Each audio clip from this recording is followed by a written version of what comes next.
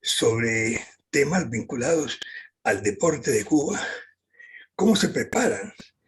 ¿Cómo se preparan los deportistas de alto rendimiento?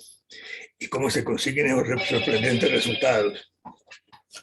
Vamos a hacer una notica breve sobre los Juegos Olímpicos.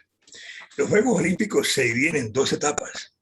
La primera, la anterior, que las inicia Grecia en honor al dios Zeus en la ciudad Olimpia del Peloponeso, la isla del Peloponeso en Grecia. Y se haría ahí, se hicieron desde el año 776 antes de Cristo hasta el 393 después de la era cristiana, digámosle así, cuando el último emperador romano, Teodosio, dividió el imperio en dos, el ya decaído imperio romano, Occidente y Oriente, y prohibió los juegos bajo la idea de que el cuerpo no debía ser motivo de culto ni de desarrollo, según la concepción cristiana de la época. Saltamos entonces, pues, 1503 años a la era moderna, cuando el famoso varón francés Pierre de Coubertin volvió a revivir el tema de que se deberían hacer los Juegos Olímpicos de nuevo en la mejor tradición griega. La propuesta fue cogiendo forma y fue así como en el año 1893 se realizó la primera reunión para revivir los Juegos en París, con algún pequeño simulacro de Juegos, con pocos países, me parece que fueron 12, alrededor de la Universidad de Sorbona. Pero bueno, ya luego, en 1896, Grecia recibe el honor como de reiniciar los Juegos que ellos siempre sostuvieron en la ciudad griega de Olimpia. En ese sentido, se celebró la primera en Grecia, la segunda se realizaría en París. Y en el año 1900, empezaba el siglo XX, y Cuba ganaría por primera vez en la historia la medalla de oro olímpica que ningún país latinoamericano habría ganado, con el famoso esgrimista, un segundito para decir el nombre completo, Ramón Fons. Ramón Fons gana la medalla de oro en esgrima individual. Y luego, en el siguiente año, en la siguiente Olimpiada, en 1904, en San Luis, Missouri, Estados Unidos, Cuba gana por primera vez 9 medallas para caer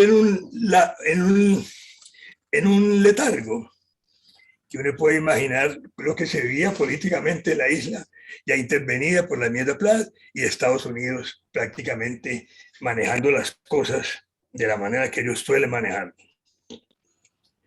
Vamos a resumir entonces de ahí qué ha pasado con Cuba. La época de 1900 hasta 1959, cuando triunfa la Revolución Cubana, las delegaciones cubanas que no participaron en todas las Olimpiadas habían ganado 12 medallas en total, 5 medallas de oro, 4 de plata y 3 de bronce. Después de la Revolución Cubana viene el gran salto y Cuba se convierte en el primer país latinoamericano en términos de resultados olímpicos y resultados en muchas de las disciplinas que ellos practican.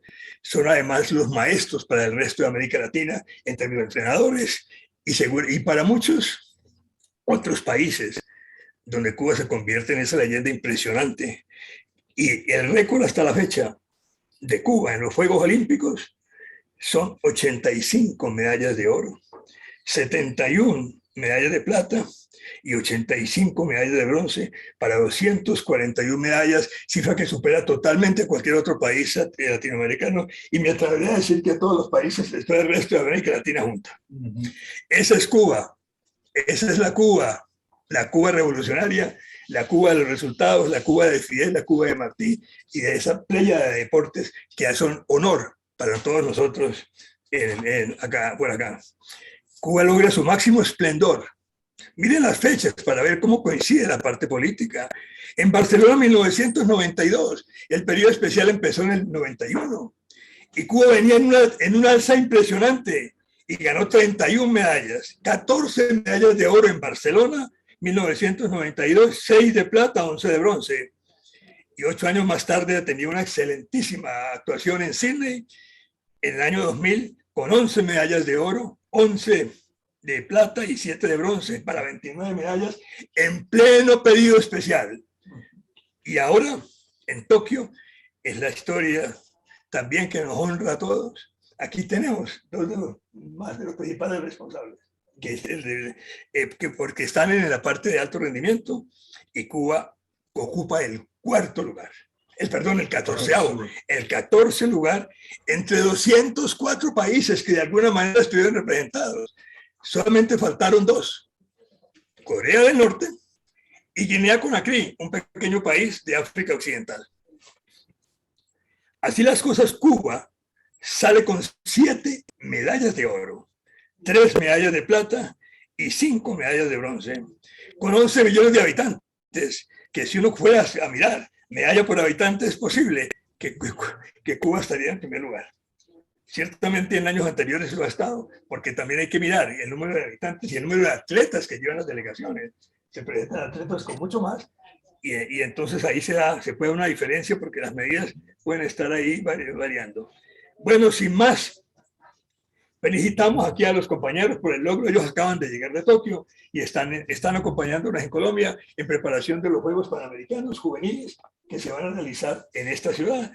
Y bueno, los voy a dejar con nuestro querido amigo y compañero y hermano Jorge Cáceres, quien ha preparado un cuestionario para ustedes. Y entonces ustedes verán quién responde. Tomás, por favor, hasta aquí adelante. Están en casa y nos oye gente de Colombia y nos oirá gente de todo el continente de la semana Atlántica. Bueno, Jorge, primero adelante. Que todo, gracias Gustavo. Primero que todo, un fuerte abrazo a José Antonio Miranda y a Tomás Benítez, para quienes compartimos la causa de la solidaridad con Cuba. Primero decirles que eso lo asumimos como un deber, porque sentimos que el solo hecho de que ustedes defiendan un modelo de sociedad diferente en lo económico, en lo político, nos permite vislumbrar a quienes vivimos sometidos en el capitalismo a que otro mundo mejor es posible, un mundo más incluyente, más armonioso, más amoroso, donde todas y todos tengamos derecho al ejercicio de una vida digna, una vida en respeto y en fraternidad entre todos los seres humanos y en armonía con nuestra madre naturaleza. Nos sentimos muy honrados de tener su grata presencia en nuestro país, más con esos resultados recientemente alcanzados en los Juegos Olímpicos, que ese orgullo de ustedes a veces nuestro orgullo, porque nos permite decirle a las personas a las que convocamos a la causa de la solidaridad que esa revolución que defendemos es una causa justa porque se funda en el bienestar de los seres humanos, lo que se evidencia en logros tan importantes como los alcanzados por ustedes en estos recientes Juegos Olímpicos. Bien, como queremos ilustrar un poco a las personas que nos están escuchando y van a escuchar este programa, quisiéramos ilustrarlos un poco sobre toda la actividad deportiva en Cuba. Entonces, en primer lugar, quisiéramos preguntarles, el INDER, ¿qué es? ¿Cuándo nace? ¿Cómo funciona a nivel nacional y cómo funciona a nivel de las diferentes provincias de Cuba? Y si por cada modalidad deportiva existe, como existe aquí en Colombia, una liga para los boxeadores, una liga para los ciclistas, una liga para los beisbolistas, etcétera, etcétera, que nos contaran un poco cómo es la institucionalidad del deporte en Cuba, ese instituto que ustedes dignamente representan. Sí, bueno, muchas gracias. Para nosotros también es un gran honor y un gran placer poder compartir con ustedes este momento. Yo creo que Siempre acá en Colombia, cuando llegamos, siempre tenemos la mano solidaria del grupo de ustedes. Yo creo que es un gran placer para nosotros poder compartir estos momentos. Yo creo que lo que explicaba hace un rato, y nosotros siempre lo vemos, ¿no? Sin mucho chauvinismo, pero siempre lo vemos de esa manera. Yo creo que en el deporte cubano siempre hay que explicar un antes y un después de la Revolución Cubana. No podía ser posible los resultados alcanzados por Cuba, y lo explicaba hace un rato muy bien en el tema de los Juegos Olímpicos, Gustavo, sin tener esa comparación. ¿Qué cosa era Cuba antes del triunfo de la revolución? No solo el deporte es un reflejo de todo lo que hizo la revolución o todo lo que está haciendo la revolución cubana en función de la causa social, ¿no? De los desarrollo social cubano. Y por eso hablo siempre que es un antes y un después de la revolución cubana, lo que se ha logrado. Y cayendo en la pregunta, ¿no? Y tiene que ver con eso, yo creo que después del triunfo de la revolución,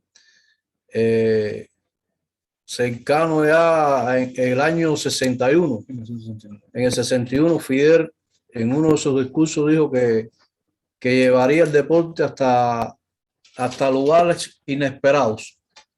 Y para eso se empieza a crear en Cuba, a raíz de nosotros siempre decimos que el atleta mayor cubano es nuestro comandante en jefe, porque lo ideó, lo pensó, lo soñó y lo logró. Y a partir de ese momento yo creo que, como ha sido en muchas esferas de la sociedad cubana, el comandante apostó mucho por el recurso humano. Y a partir de ese momento se empiezan a crear. Pero bueno, el INDE se crea en el 23 de febrero del 61, pero empiezan a crearse a partir de ese momento un grupo de redes de instituciones, primero para la formación de profesores y profesionales, técnicos medios, después licenciados, sí, toda una red de escuelas en todo el país, que eso yo diría que es la principal fortaleza que tiene el deporte cubano. Como ustedes conocen, nosotros no somos ricos, no somos de los que tenemos muchos recursos, no somos los que tenemos las mejores instalaciones, pero sí hay un recurso humano muy preparado y muy motivado y muy comprometido con lo que hace. Y a partir de ese momento, del año 61, que se crea el Instituto Nacional de Deporte, Educación Física y Recreación, se empieza a crear un grupo de redes en el país. Y como le decía, empieza por las escuelas de formación, escuelas de profesores de educación física, que hay una en todo el país, en las 15 provincias del país y el municipio especial Isla de la Juventud, hay una escuela de formación de profesores de educación física, pero hay también una universidad de deporte, es decir, que se forman profesores técnicos medios y se forman también licenciados en la cultura física, en el deporte y en la recreación. Yo creo que eso es un elemento importante que nos da la posibilidad a nosotros de este resultado. A partir de ahí también se empiezan a creada también, ideada, soñada y realizada por nuestro comandante en jefe, las escuelas de iniciación deportiva escolar. Es decir, son escuelas que hoy están en todo el país, igualmente que en las escuelas de formación de profesionales, que es una escuela de alto rendimiento en cada provincia del país, incluyendo la Isla de la Juventud, que hoy contamos con 13.410 atletas desde las edades de 12 años hasta las edades de 17 y 18 años, donde un sistema que nosotros decimos sistema piramidal, que comienza desde la base, comienza desde la educación física, que es un papel importantísimo también en el Ministerio de Educación y en el INDER, el Instituto Nacional de Deporte, Educación Física y Recreación nuestro. La educación física constituye un elemento fundamental porque es la base del alto rendimiento. Es decir, en Cuba es obligatorio, es una asignatura obligatoria en la enseñanza tanto primaria, secundaria, preuniversitaria y hasta la universidad. La educación física es una asignatura obligatoria que de ahí con la colaboración y con la red, como prácticamente es un solo objetivo, de ahí comienzan a salir los primeros talentos, con las pruebas que se hacen a nivel de cada una de las pruebas de eficiencia física que están contempladas en cada una de las escuelas, y ahí transitan hacia un eslabón inferior que nosotros le llamamos escuelas comunitarias o combinados deportivos, que es donde empieza la enseñanza de un deporte determinado. De ahí transitan los atletas en toda esa enseñanza a esas escuelas que estamos hablando, que son las escuelas de iniciación deportiva e IDES, y donde ya empieza se conjuga la enseñanza, se continúa con la enseñanza de los elementos básicos de cada uno de los deportes, y comienza ya la actividad del alto rendimiento a partir de ahí. Ya a partir de los 15 hay deportes según las edades tempranas. Decirle que en Cuba se practican 36 deportes en el alto rendimiento y están representadas en cada una de las provincias en esas escuelas. Hay provincias que tienen 36 deportes, otras que tienen 35, otras que tienen 34, pero en la inmensa mayoría están representados todos los deportes en cada una de las provincias. Así que es la fuente fundamental de preparación y de promoción después de esos talentos a las dos escuelas nacionales de alto rendimiento que están en La Habana.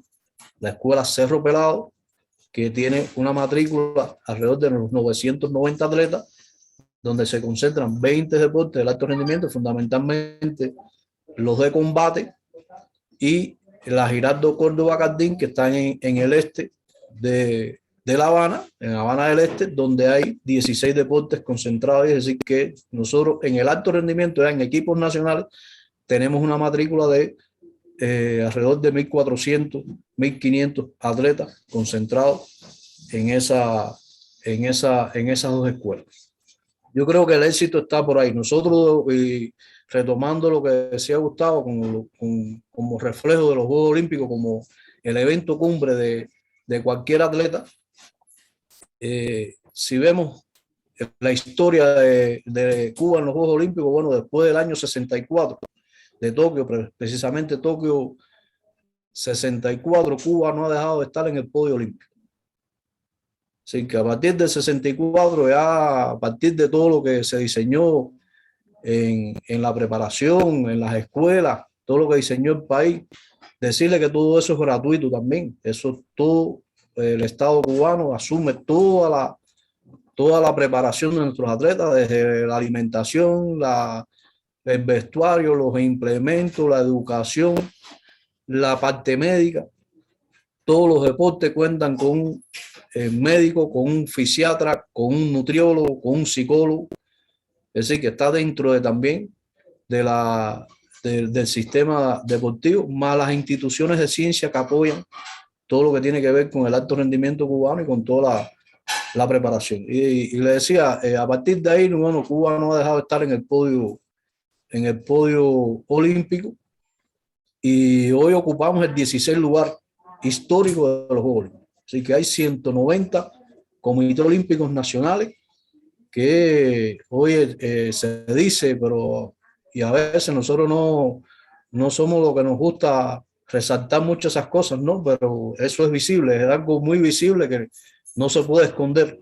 Lograr esa cantidad de medallas que decía Gustavo en la historia de los Juegos Olímpicos, un país como el nuestro, con 11 millones de habitantes, con toda la situación con que transita y que hemos transitado, asediado, bloqueado, porque a veces decimos bloqueo, pero hay que saber y hay que estar en Cuba para darse cuenta cuánto ha afectado ese bloqueo durante todos estos años, desde que comenzó prácticamente la revolución cubana, cómo los Estados Unidos nos ha bloqueado desde el punto de vista financiero, desde el punto de vista de recursos, y cómo Cuba ha sabido, ¿no? Su pueblo, su revolución, su dirigente, de ir saliendo de esas situaciones y de dar un ejemplo al mundo con estos resultados. Esto yo creo que no hay quizás temas tan visibles en un país como unos Juegos Olímpicos. Nosotros decimos que siempre nos están evaluando, cada 4 años hay una evaluación de nuestro país, porque es visible en el mundo.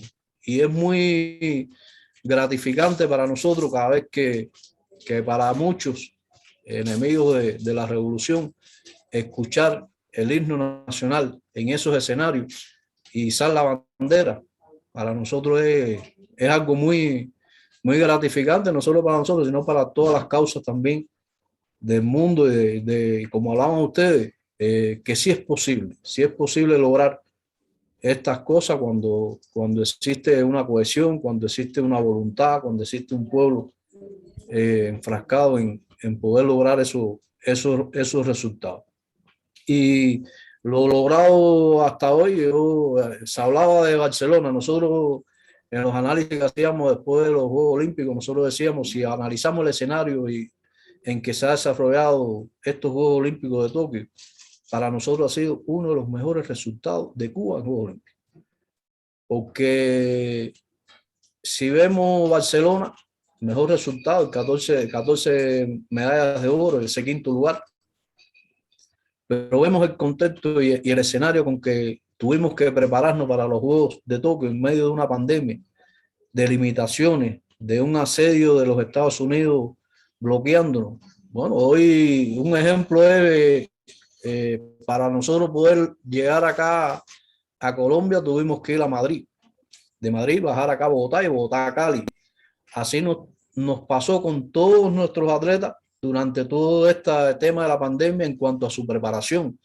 Si teníamos que venir a un clasificatorio al área de las Américas, teníamos que mandar a los atletas a Europa y regresar después acá y así viceversa. Es decir, que si vemos el escenario con que se desarrolló y más con la situación de la pandemia y la situación que no es ajeno para nadie, ni lo podemos ocultar, la situación desde el punto de vista económico que tiene que ver con ese bloqueo también.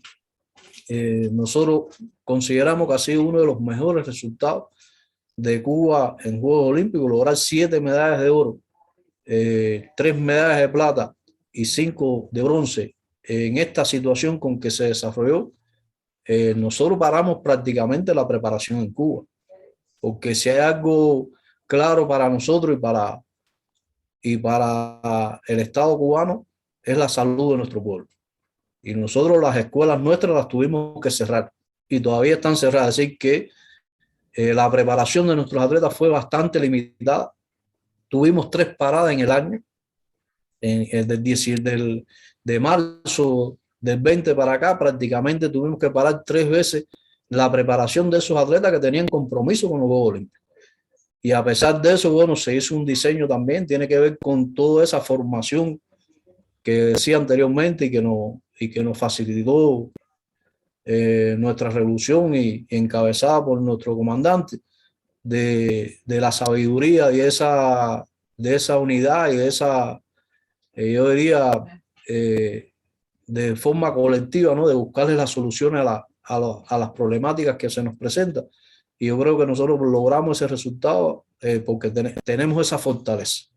Yo creo que es uno de los elementos fundamentales que nos ha dado. Muchas análisis hemos estado haciendo después de terminar los Juegos Olímpicos que tienen que ver con las cosas que hemos logrado, que tenemos que empezarlas a escribir en muchos deportes, de la manera en que se lograron esos resultados, a pesar de las limitaciones. Muchos países en el mundo no dejaron de entrenar porque tienen otras maneras. El sistema deportivo cubano está sustentado sobre la base son las escuelas.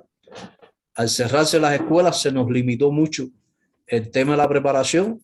En casi todos los países del mundo están las redes de clubes que yo estoy seguro no, lo sabíamos porque teníamos la información de que los atletas élites no dejaron de entrenar nunca.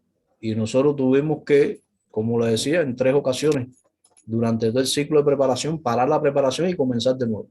Yo creo que son de los elementos que tiene que ver. Nosotros no tenemos sistemas de clubes en Cuba. El deporte está sustentado, como decía, en esas escuelas. Tenemos las federaciones, como existen en todos los demás países, pero el Instituto de Deporte, Educación Física y Recreación lleva el peso fundamental de la preparación de nuestros atletas hacia los diferentes juegos multidisciplinarios. y cada uno de estos deportes que también tiene sus sistemas de competencia, que también están supervisadas y dirigidas por el Instituto Nacional de Deporte de Cuba, y tienen ese sistema de trabajo, ¿no? Yo creo que ahí está el éxito también de eso. Aquí no hay un ente independiente. Todos los 35 o 36 deportes que están en el alto rendimiento trabajan sobre una planeación estratégica única, con un mismo objetivo. Es decir, que no es que yo le dé plata a una federación y esa federación no sabemos a veces qué hace con la plata. No, no, no. Esto nosotros va dirigido por nosotros, responde a una estrategia, responde a un resultado y responde a análisis y seguimiento que está respaldado por eso. Aquí ningún resultado ni ninguna inversión que hacemos y que hace el Estado cubano, porque el deporte es una inversión.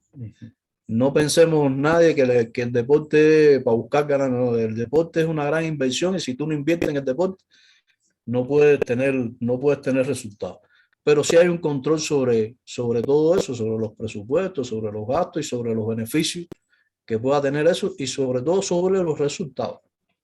Pero no las federaciones, como le decía, y hemos estado en varios países y a veces comparamos hasta los presupuestos, ¿no? Que se le otorga hasta una federación. Yo a veces comparamos ahora en estos propios Juegos Olímpicos con algunos colegas de otros países, y hay federaciones en otros países que reciben mucho más dinero que todo el dinero que recibimos nosotros para una preparación de 36 deportes. Hay federaciones millonarias y nosotros a veces con menos de 2 millones tenemos que preparar todos los deportes, 36 deportes, que eso conlleva implementación, eso conlleva viajes para la preparación, para la competencia, pero hay una conciencia muy grande en todos los profesionales del deporte por lo que ha significado. Y no le podemos fallar al atleta mayor. El atleta mayor siempre está presente en todos estos triunfos, porque además fue el que lo ideó, el que lo pensó y el que lo logró también. Y nosotros tenemos la misión, la nueva generación con la continuidad de nosotros mantener esos resultados a pesar de las dificultades. Yo creo que es un pueblo que siempre ha sabido crecerse y buscarle solución a las principales problemáticas. Por ahí, no sé, más podemos seguir conversando, más preguntas. No hay ningún tipo de problema. Para nosotros es una gran satisfacción poder compartir con ustedes nuestras experiencias. Yo creo que es bueno, ¿no? Todos los que lo estén viendo y escuchando, esa es la realidad del deporte cubano, que yo a veces cuando me pongo a conversar con algunos colegas de otros países, a veces les digo, ustedes no nos van a entender. Es difícil que nos entiendan. No, a veces le decimos, no es posible que ustedes logren eso así. Bueno, y a veces nos cuesta trabajo, ¿no? Compartir, porque esas experiencias, como dicen, no, ustedes nos están mintiendo, ustedes no es posible que ustedes logren esos resultados de esa manera. Y otro de los elementos, yo creo que es algo para nosotros que no lo vemos pero es importante también señalarlo y a veces lo decimos, ¿no? Es uno de los pocos países que participa con el 100% de sus atletas cubanos. Nosotros no tenemos ningún atleta extranjero que compita por Cuba ni nacionalizado en Cuba, y todos sus entrenadores son formados en Cuba. No hay ningún entrenador que no vaya a unos juegos multidisciplinarios, centroamericanos, panamericanos, olimpiadas, que no sea formado por la escuela cubana. Es decir, que es un elemento. Nosotros nos satisface mucho también. Ahora en los Juegos Olímpicos habían 44 entrenadores cubanos por otros países y lograron 2 medallas de oro, 2 platas y 4 bronce. Pero participaron por otros países 22 atletas cubanos que lograron una medalla de oro, más 2 plata, más un número importante de bronce. Es decir, que también hemos colaborado de cierta manera con muchos países. Hay muchas medallas obtenidas en los Juegos Olímpicos de Tokio que está la mano solidaria de Cuba en esas medallas. Y tenemos que decirlo, aunque a veces hay un grupo de países de eso, y lo tenemos que decir aquí porque estamos en familia, ¿no? De que ni tan siquiera nos agradecen, no agradecer porque nosotros no hacemos nada para que nos agradezcan, pero ni tan siquiera nos dicen gracias por ayudarnos, gracias por el resultado que también es de ustedes. Pero así, nosotros, como hemos dicho siempre, nosotros no damos nada que nos sobra, sino lo que compartimos, lo poco que tenemos, y el conocimiento también lo compartimos con el mundo entero sin temor a nada. José Miguel, mil gracias. Muy amplia tu respuesta y muy ilustrativa. Decirles que, por ejemplo, aquí en Colombia, lamentablemente, los dos principales rubros del presupuesto nacional son para la guerra. Aquí tenemos un ejército, el más grande ejército de América Latina, 500.000 seres humanos en armas, que eso representa un gasto gigantesco para el Estado colombiano, cuando ya no hay necesidad, porque gracias a Cuba logramos, y a otros países, logramos hacer un proceso de paz con la guerrilla más grande que había en nuestro país para superar ese conflicto armado.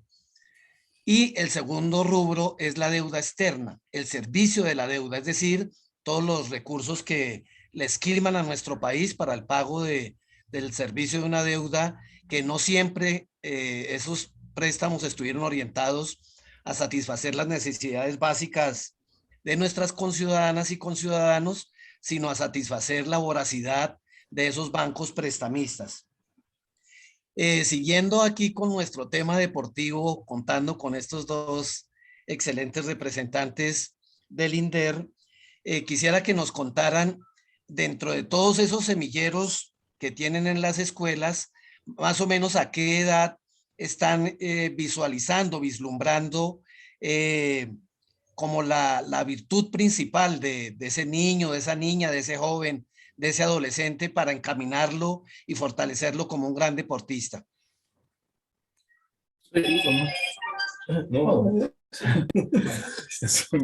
Sí, mira, como le explicaba, para nosotros la educación física es la base del alto rendimiento. Y el sistema de educación cubano, además diseñado así, todo diseñado como, y tengo que repetirlo cada vez que tenga que repetirlo por nuestro comandante en jefe, estaba incluido todos. Y ya desde la educación física nosotros empezamos a visualizar, porque hay una prueba que se llama prueba de eficiencia física, que después lo llevamos a un percentil que se llama percentil 90, donde nosotros evaluamos todos los años desde el punto de vista físico a toda la población escolar cubana. Nosotros podemos saber a través de las pruebas que se hacen en el país de salto de longitud, para medir la fuerza de brazos, las planchas, las tracciones. Es decir, un grupo de pruebas que se hacen, nosotros las carreras, la velocidad, resistencia, nosotros podemos empezar a visualizar dónde están los más rápidos, los más resistentes, los más fuertes, y a partir de ahí empezamos nosotros a hacer un proceso de selección según las edades de iniciación de cada uno de los deportes. Hay deportes que inician más temprano, 7 años, 6 años, los de arte competitivo, porque nosotros lo tenemos dividido por agrupaciones deportivas, arte competitivo, de combate, juegos con pelota, de fuerza rápida y resistencia. Es decir, lo tenemos de esa manera, y cada uno de los deportes tiene un periodo de enseñanza que inicia según las edades. Ya a partir de, ¿por qué? ¿Qué pasa? Que es otro elemento importante que es bueno que lo conozca. En Cuba, cada deporte tiene un programa que se llama Programa Integral de Preparación del Deportista, que ahí es como decir, es la herramienta fundamental del trabajo de todo entrenador, desde la base hasta el equipo nacional. Es decir, que en ese programa integral de preparación del deportista, cada uno de los deportes tiene varios capítulos. Tiene desde la historia de su deporte, porque es importante conocer la historia de cada uno de los deportes, cómo surgieron, tiene los reglamentos de cada uno de los deportes y tiene entonces, desde el punto de vista metodológico, todo lo que hay que hacer en cada periodo. Si es en la enseñanza, ¿qué es lo que tiene que hacer? Es decir, que es como si fuera la Biblia del entrenador. El que trabaja en un combinado deportivo, que es la base, que es la iniciación, busca ese programa y ahí va a ver qué es lo que tiene que hacer con 9 años, con 10 años, con 11 años, con 12 años. El que trabaja en las escuelas de iniciación deportiva va a ese programa y sabe ahí qué tipo de entrenamiento tiene que aplicarle a los atletas según las edades. Y los que están en los equipos nacionales tienen también qué cosa es lo que se trabaja en los equipos nacionales ya de mayores en el alto rendimiento. Es decir, que eso se actualiza cada 4 años. Terminando los Juegos Olímpicos, nosotros empezamos a hacer una revisión de los 36 programas de preparación del deportista, es decir, de cada uno de los deportes. Hacemos un análisis del cuatrenio completo, se trabaja todo lo que hay que incluir nuevo desde el punto de vista de preparación, desde el punto de vista metodológico, si hay un cambio de reglamento, bueno, se actualiza todo el programa y se comienza un nuevo ciclo a trabajar por ese programa. Yo creo que eso es un elemento también importante a la hora que es complemento, ¿no? de todo el sistema piramidal del alto rendimiento. Por eso la iniciación depende mucho de las agrupaciones de deporte. Hay quienes comienzan a los 6 años, hay quienes comienzan a los 9, hay quienes comienzan ya a partir de los 9, los 10, los 12 años, todo lo que tiene que ver con la enseñanza, y ahí va transitando en cada, no hay un eslabón perdido ahí.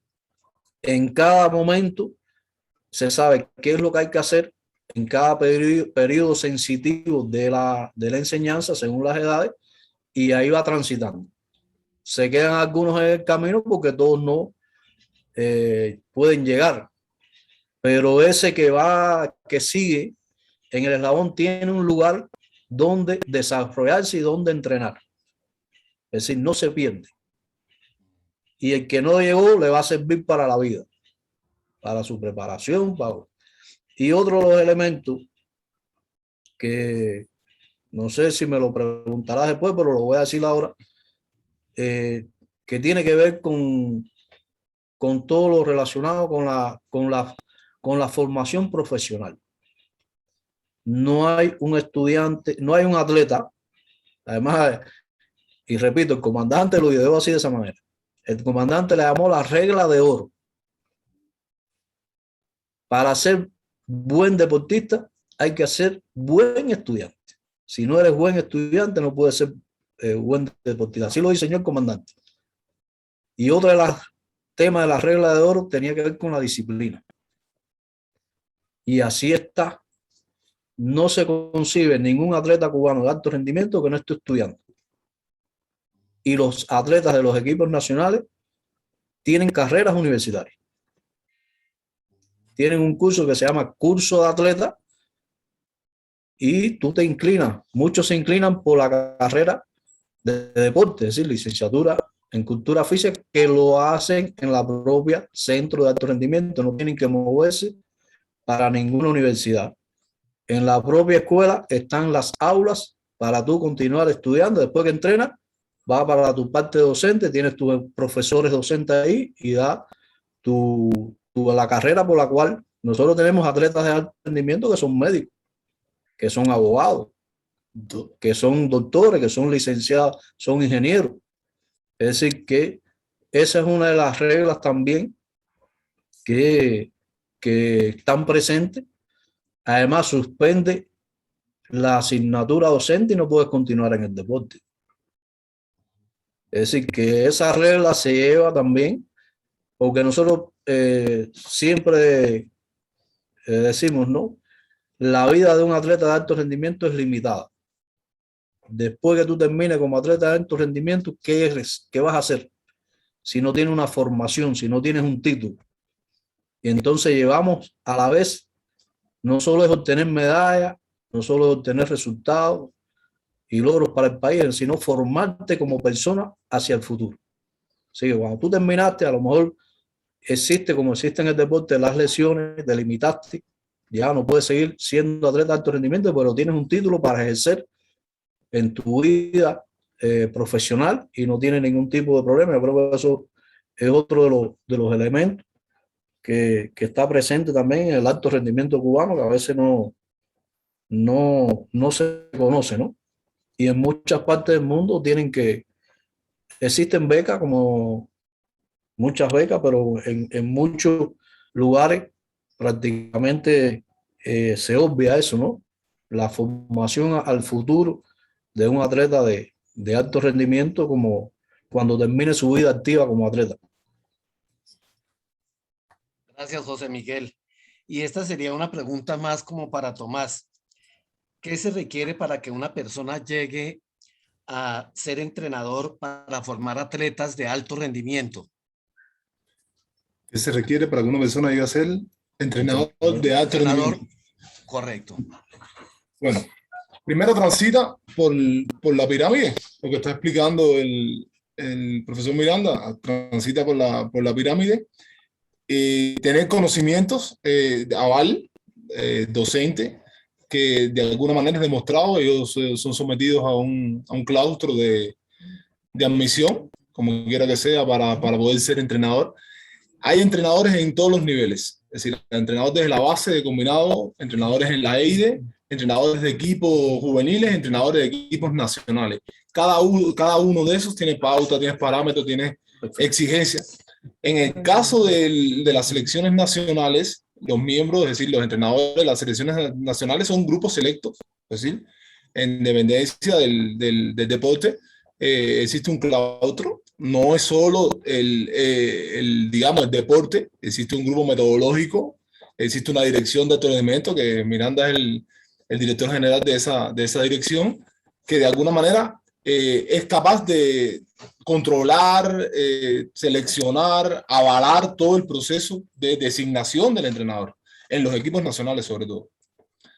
Y existe una figura en Cuba que es muy importante, que nosotros llamamos, es como el enlace entre el deporte y el Ministerio de Deportes nuestro, que es el Instituto Linder, que es el comisionado, el delegado, le llaman en otros países, el comisionado nacional del deporte.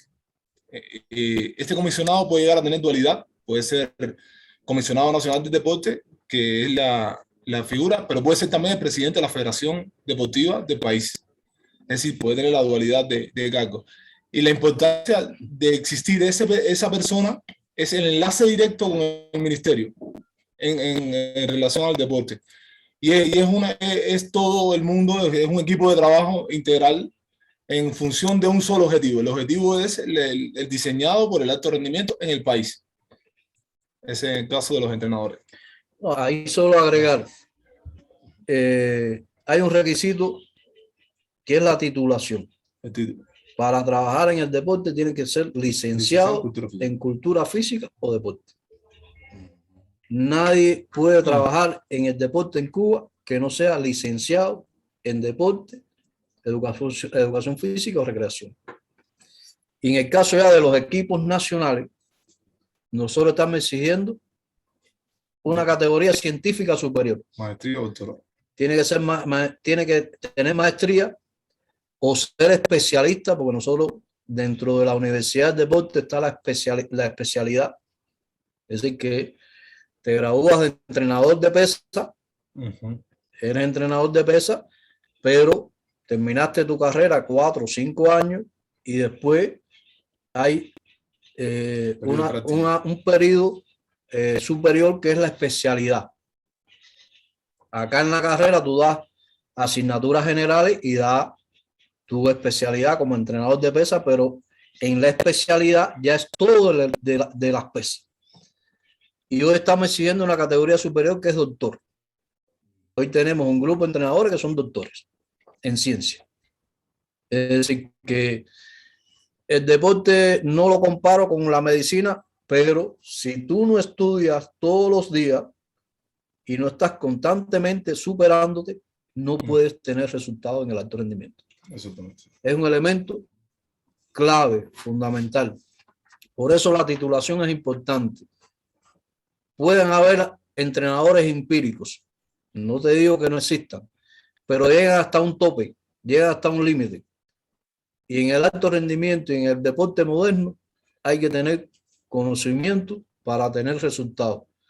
No solo con el talento y con el empirismo se puede lograr resultados en el alto rendimiento. ¿Por qué? Porque es agresivo. El alto rendimiento es agresivo y si entonces no controlas bien las cargas, si no aplicas bien los métodos, los medios que utilizas, puede ser fatal para cualquiera persona, Gustavo. Hay que tener conocimiento. Porque José Antonio y Tomás, digamos, en esta sociedad capitalista, la principal forma en que han tratado de descalificar el proceso, la revolución cubana, era estigmatizando mucho la personalidad de Fidel. Lo querían mostrar sencillamente como un hombre militar, como un guerrillero, no como el estadista que logró generarle un horizonte muy promisorio a Cuba, que se refleja en sus logros en los índices de desarrollo humano y se refleja en premios tan merecidos como los alcanzados por ustedes en Tokio. Dentro de ese papel, el aporte, claro que José Antonio ha venido haciendo varias referencias, el papel que ustedes le confieren a todo el aporte intelectual que dio Fidel para el tema del deporte, porque él de hecho era un gran deportista. ¿Cómo perciben ustedes ese aporte de Fidel a esa concepción tan clara que tienen del deporte? Hay que señalar que en nuestros países el deporte muchas veces se convierte en un sitio en un instrumento de frustración de promisorios deportistas. Aquí tuvimos un caso muy lamentable que quizá tal vez ustedes lo conocieron, que fue nuestro campeón mundial de boxeo, Kid Pambelé. Por su bajo nivel cultural, fue instrumentalizado por la empresa capitalista por sus triunfos, pero después fue desechado porque lamentablemente cayó en el vicio. Entonces quisiera que nos hiciera un poco referencia, que nos hicieran ambos referencia a cómo perciben ese gran aporte de Fidel a toda una conceptualización del deporte en forjar un mejor ser humano, como es quizá tal vez el objetivo central de la Revolución Cubana. Sí. Desde el inicio fundacional de la concepción, como quiera que sea, del comandante acerca del deporte, una de las primeras, digámoslo así, paradigmas, líneas, ideas que lanzó, consta deporte, derecho del pueblo. Es la primera, y le digo, para nuestra concepción institucional, es como la pauta a seguir, el deporte, derecho del pueblo. En toda la etapa revolucionaria, la intervención de nuestro comandante en el deporte fue fundamental. Primero, con la luz del futuro esa que nuestro comandante siempre tuvo, fue de alguna manera previendo todo lo que venía en desarrollo y la comercialización en el deporte. Es decir, todo cómo iba transformándose el deporte en el mundo y de alguna manera ajustando para nuestro país cómo Cuba iba a desarrollar el deporte en este mundo cambiante. Y eso fue en cada uno de los momentos, hay muestras de esto. La creación de toda la red de enseñanza a nivel nacional, viendo el acople entre la enseñanza y el deporte como fundamental para, de alguna manera, poder tener resultados deportivos. La red de ciencia unida a la enseñanza y unida al alto rendimiento. Es decir, esa triada bien lograda fue concepción revolucionaria, también concepción del comandante. Se dio un acontecimiento en el año, el tema de la droga, aquella de Sotomayor, queriendo empañar el deporte cubano, es decir, todo el tema aquel. Y nuestro comandante, con su visión futurista, creó el Centro Antidoping en Cuba en el año 1990. Ese 90 de periodo especial, ese 90 donde de alguna manera cambió la polaridad del mundo. En ese 90 se crearon las bases de un centro antidoping que hasta el momento ha mantenido siempre su acreditación a nivel mundial. Es uno de los centros antidoping de alguna manera más calificados en el mundo, con muy altos estándares. Es decir, su visión futurista en todo momento estuvo asociado. De nuestro comandante, enseñanzas muchas, siempre presente en cada uno de los momentos cruciales del deporte, siempre presente. Nunca ausente en ningún acontecimiento, nunca ausente en ningún llamada de atención, nunca ausente en ninguna observación, siempre pendiente al habla con las máximas autoridades deportivas nuestras, tanto del instituto, con los atletas en persona. La creación de una comisión de atención atleta con un tema de estimulación al atleta, qué tenemos que hacer para la atención al atleta hasta su jubilación prácticamente como ser humano. Es decir, siempre pendiente. El comandante siempre estuvo atento a todo lo que acontecía en cuanto a deporte, a todo. Existe una reflexión realizada al regresar nosotros de Beijing, fue en Beijing, en 2008, futurista, muy futurista, donde sentaba las bases del cambiante escenario deportivo a nivel mundial, comercializado, ya era otra forma ya de evolución del deporte y nuestra posición ante ese cambiante escenario. Evidentemente no se equivoca y va sentando las pautas de cómo nosotros teníamos que a luz larga ir cambiando en cuanto a la metodología, en cuanto al enfrentamiento a ese mismo mundo globalizado, cambiante, y nada, en todo momento, se dice el atleta mayor logra su inserción en el deporte desde el nacimiento mismo de la revolución, practicando deportes en instalaciones deportivas nuestras, es decir, donde radica hoy el Instituto de Deporte. Ahí nuestro comandante practicaba deporte, como ejemplo, practicaba béisbol, practicaba básquet, jugaba todo tipo de disciplinas deportivas, incitando siempre. Nos acompañó en muchísimos eventos nacionales e internacionales, en ocasiones en su persona, en todo momento siempre estuvo al lado del deporte, en todo momento. Entonces, no existió un momento de llegada a una delegación que no fuera atendida personalmente por el comandante. No existió un momento en que un atleta o tuviera un resultado o tuviera un problema, que el jefe no estuviera, el comandante no estuviera pendiente del problema, pendiente del resultado, en persona, no enviando, en persona. Las puertas abiertas para el deporte, las puertas abiertas para sus deportistas, en todo momento. Esa era Fidel. Hay muchas reflexiones. Nosotros tenemos un libro en el deporte que se llama Pensamiento de Fidel en el deporte. Y cuando usted empieza a leer ese libro y empieza a leer, no, pero mira el jefe cuando lo dijo. Lo dijo en el 61. Está atrás. Y mira, está pasando ahora. Pero mira el jefe cuando dijo esto. Es decir, tenía esa visión de, como decían, de mirar doblando la esquina. Él veía lo que ya venía a pasar y entonces es un libro que tenemos nosotros, porque es de todos los discursos de él relacionados con el deporte, de todo lo que hizo con el deporte. Y entonces hay cada momento y cada frase que uno la empieza a revisar, lo leemos constantemente, eso lo tenemos prácticamente de cabecera, porque está diseñada la estrategia ahí, nos estaba dando toda la luz, nos estaba diciendo por dónde agarrar y mucho más allá. Eso que decía Tomás de lo que pasó después de Beijing, y entonces él protegió mucho, él siempre sentía que el atleta no podía convertirse en una mercancía. Exacto. Y lo decía en todos los lugares. Y a nosotros, al deporte, nos decían, no puede convertirse el atleta en una mercancía, que la estés utilizando hasta que te sirva. Cuando no te sirva, la desechaste y ya.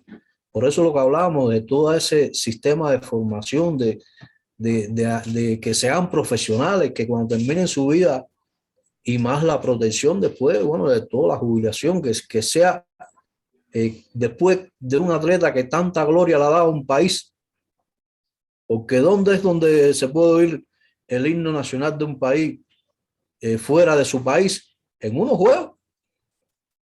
¿En qué otro acontecimiento tú puedes usar ni cultural, ni social, no existe? No existe. No existe. Que tú puedes usar tu bandera y escuchar tu himno nacional ante tantos países. Eso existe en el deporte nada más. Y entonces es un elemento que para nosotros el atleta es fundamental, a pesar de todas las situaciones, pero no se puede dejar de atender, no se puede dejar de reconocer. Y eso lo ideó el comandante. Eso no, y a veces no, usted es el comandante, usted es Fidel, la revolución, no, eso es la realidad.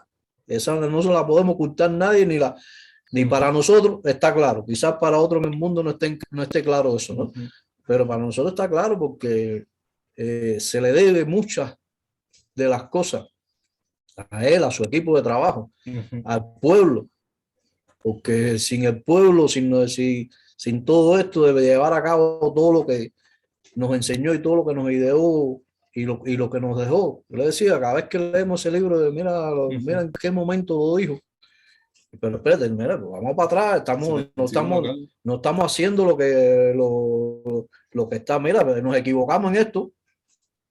Es decir, que nos sirve todavía muchas de esas cosas para nosotros en un momento determinado decir, espérate, nos equivocamos por el camino, a rectificar, vamos para atrás, que esto es por aquí. Y así le digo que el atleta mayor está presente siempre y le debemos mucho, el pueblo cubano le debe mucho a todo eso, ese tema, con esa visión futurista que tenía nuestro comandante y está presente siempre. Bueno, queridos compañeros que nos acompañan acá, ha sido un honor tenerlos, pero yo voy a atreverme a lo siguiente, a pedir de ustedes un espacio la semana entrante que podamos disponer para desde Cali hacer como una segunda parte, porque ha sido fascinante y lo que nos han contado ustedes, que es la realidad detrás de esas medallas y de ese pueblo, es una lección para las personas que escuchemos este conversatorio, si se quiere mencionar de esa manera. Veremos después. ¿Tú qué piensas, Jorge? Que lo podemos hacer, digamos, para continuar y completar esto, porque vamos por la mitad de los temas que íbamos a tocar y podemos mirar que se puede hacer. Dicen que sí, Jorge. Excelente, ¿no? Y sobre todo esa visión que nos entregan José Antonio y Tomás de cómo es la visión holística de un ser humano, y dentro de esa visión holística el papel tan fundamental del deporte en procura de tener un ser humano integral, un buen ser humano. Entonces me parece clave, Gustavo, que ojalá todos nosotros tenemos 13 organizaciones en el movimiento colombiano de solidaridad con Cuba. Yo estoy aquí en Bogotá, hago parte de la corporación José Martí Pérez, y nuestro movimiento colombiano tenemos presencia en 13 espacios de nuestro país, y cada vez nos sentimos más motivados, y escuchar a personas como ustedes nos muestra que es justa la causa que defendemos, y nos motivan más a hacerla con más ahínco y con más compromiso. De verdad agradecerles muchísimo la ilustración que nos han compartido hoy, pero un poco, como dice Gustavo, este ha sido como un abrebocas muy ilustrativo, pero sería interesante que pudiésemos profundizar más. De todas maneras, Jorge, no quiero despedir sin hacer una pregunta a cada uno de los compañeros, tanto a José Antonio como a Tomás. ¿Qué sienten ustedes en el momento que uno de los atletas gana una medalla de oro por Cuba? ¿Cuál es la sensación de ese momento para cada uno de ustedes? Empecemos por el director general. Eso mira, Gustavo, a veces indescriptible, a veces lloramos, a veces es una emoción tan grande, porque uno está con ellos constantemente, sabemos los sacrificios, esa medalla de oro, por ejemplo, le vamos a poner un ejemplo rapidito, del canotaje nuestro en los Juegos. Eso fue para nosotros, ese abrazo que yo le di a esos dos muchachos. Por ahí tengo una foto que después me ponen las dos medallas a ellos, porque sabemos por lo que pasaron, por todos los sacrificios que tuvieron que hacer, por todas las situaciones. Y yo creo que es una emoción tan grande, pero además esa satisfacción de ese deber cumplido, ese compromiso que a lo interno lo tiene con su pueblo, con el pueblo de Cuba. Se paralizó en una situación muy compleja que tenía nuestro país. Exactamente. Esos Juegos Olímpicos vinieron a levantar bueno, Cuba no dormía porque eran en la madrugada y nos comunicamos, de aquí nadie está durmiendo. Y eso es una satisfacción tan grande que vaya, no hay palabra para tú describir lo que siente uno cuando se logra esos resultados. Y no solo esos resultados, fíjate, nosotros, aunque no se logren medallas, el esfuerzo, esos resultados, nosotros decíamos que estos juegos, los atletas nuestros tenían que ir a disfrutarlo, a disfrutar esos juegos, pero lo disfrutaron con compromiso, con responsabilidad, con disciplina, con aquello que sabían que tenían que lograr un resultado por lo que significaba para nuestro país. Es un momento muy complejo para Cuba. Exactamente. Y fue un ejemplo, los resultados han sido un ejemplo latente de que la revolución está viva, que la revolución está ahí. Exactamente. Bien. No, igual, el mismo sentimiento que transmite el profesor Miranda es así, lo sentimos de esa manera. Y yo digo que el estimulante a los resultados en Tokio fueron exactamente esa situación por la que, de alguna manera, mala situación que vivía nuestro pueblo. Mala en todo sentido, tema de comunicadores sociales, el mundo, cómo da la noticia, cómo transmite. Y nosotros teníamos que mostrar al mundo que era diferente. Y eso fue un estimulante para, de alguna manera, el quehacer de nuestros atletas, nuestros deportistas. Y en el caso de Tokio, se sintió cada medalla como si fuera una gota de sangre ahí, bien sentida. Y después, con el deber cumplido y llegando a la patria, recibimiento de nuestro presidente, recibimiento de todo el equipo, lo hicimos. El lema era hagámoslo por Cuba y lo hicimos sin duda, trabajamos muy duro. El trabajo no es de 4 años, el trabajo es de mucho tiempo, de un equipo de personas muy grande, es decir, es el atleta más todo el recurso que de alguna manera humano que se le pone en función por el Estado. Y es Cuba latiendo, el corazón latiendo ahí todo el tiempo. Ese era nuestro lema. Nosotros siempre buscamos un lema para cada evento. Exacto. Y el lema que llevamos a estos Juegos Olímpicos era hagámoslo por Cuba. Y finalizando decíamos, si cumplimos los objetivos, lo hicimos por Cuba. Y lo hicimos por Cuba. Bueno, ese es el preámbulo del Premio Nobel de Paz que vamos a recibir la Brigada Henry Ripp por todo ese humanismo y por toda esa solidaridad. Un fuerte abrazo, esperamos que disfruten mucho allá con nuestros compañeras y compañeros de Cali. Gracias por venir a asesorarnos, a orientarnos, a que nuestras instituciones se fortalezcan con una visión tan humana del deporte y tan clara. Sepan que aquí teníamos un departamento que estaba clasificado como el primero en analfabetismo. Y gracias a la aplicación del método cubano del Yo Sí Puedo, superó esa situación y fue declarado territorio libre de analfabetismo. Pero simultáneamente vinieron los entrenadores cubanos y de ocupar las últimas posiciones en el medallero olímpico nacional, el departamento de Boyacá subió a quedar entre los 10 primeros del país. Eso es un gran logro y fue gracias a esa labor tan importante y tan responsable que ustedes realizan, lo cual les agradecemos inmensamente. Un fuerte abrazo y entonces quedamos atentos a ver esta semana que entra cuándo nos vemos. Igual, Mil gracias. un abrazo para ustedes. Un abrazo. Gracias. Abrazo, Mil Jorge. gracias.